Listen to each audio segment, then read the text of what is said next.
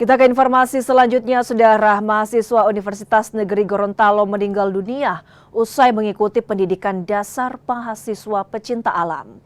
Keluarga mahasiswa tersebut tak terima dan melaporkan kasus ini ke pihak kepolisian. Mahasiswa jurusan Sejarah Fakultas Ilmu Sosial Universitas Negeri Gorontalo meninggal dunia usai mengikuti pendidikan dasar atau Diksar Mapala.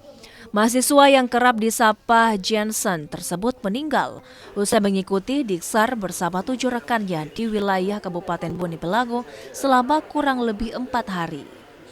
Mahasiswa tersebut kemudian dipulangkan dan sempat jalani perawatan medis.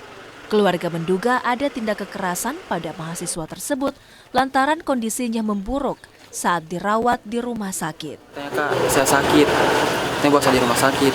Saya jemput, saya kira sakitnya cuma sakit biasa, macam lecet atau luka bagaimana. Ternyata pas tiba di sana, ternyata mukanya sudah bengkak, sudah berbentuk. Baru dia bilang katanya sesak nafas, katanya langsung saya ke rumah sakit, katanya Kak. Itu dijemput di mana? Di Sekret Mapala. Itu bisa begitu karena habis ikut kegiatan apa kira-kira? Itu dia kemarin minta izin ikut kegiatan Mapala, Pengkaderan Mapala. Berarti habis pulang kegiatan itu langsung kondisinya sakit. Kondisi begitu. Itu kondisinya bengkak bagaimana? Gambarannya? Itu bengkaknya itu bengkak sekali dari pipi sampai ke leher. Terus tidak tahu bagaimana, penting bengkak sekali itu. Saya sempat tanya, katanya tak bentur katanya, tapi saya pikir tak bentur bagaimana sampai bikin begitu. Ya, kan, tapi saya mau ajak cerita lagi, saya rasa sudah tidak bisa cerita dia karena sudah tidak bersuara, sudah terjepit ini. Dia sudah tidak ada suaranya untuk keluar. Jadi dia bicara itu dia ketik.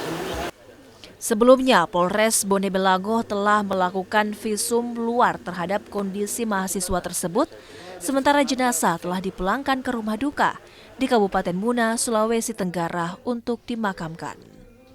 Tim Liputan Kompas TV Gorontalo.